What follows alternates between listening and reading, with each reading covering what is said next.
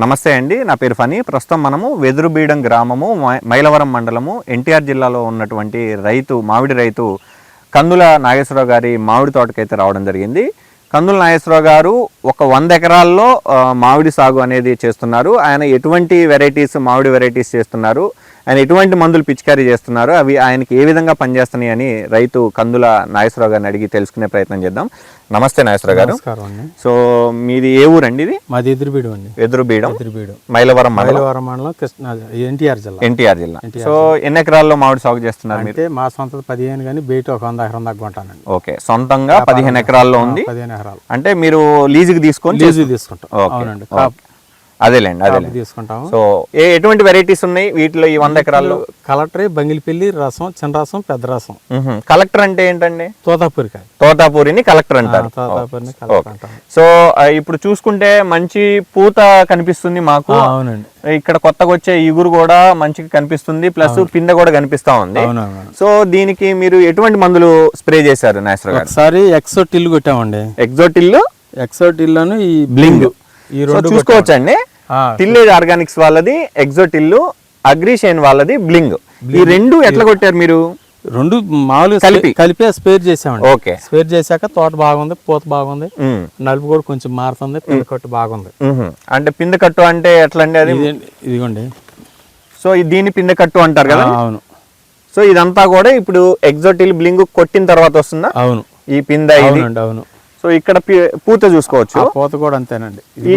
ఇది కొట్టి ఎన్ని రోజులు అయింది నాగేశ్వరరావు గారు? 5 రోజులు అవుతుందండి. 5 రోజులు అవుతుంది. 5 రోజుల్లోనే మీకు ఇంత రిజల్ట్ వచ్చిందండి. అవును. సో చూడొచ్చండి, ఇక్కడ మీరు ఇదంతా కూడా కొత్తగా వచ్చిన ఇగురా అండి? అవును, కొత్తగా వచ్చింది.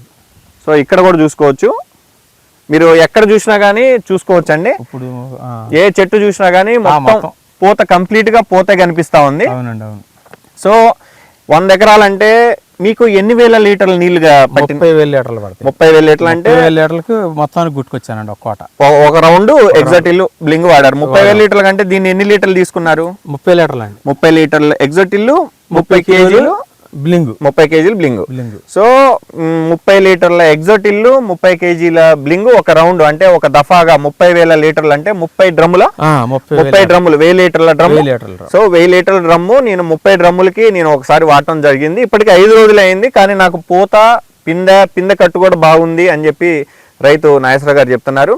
సో నాగేశ్వరరావు గారు, ఇది మీరు ఈ సంవత్సరమే వాడారా? ఇంతకు ముందు ఈ సంవత్సరమే వాడారు. సో ఎలా మీకు అనిపించింది? బాగుందండి, రిజల్ట్ బాగుందా?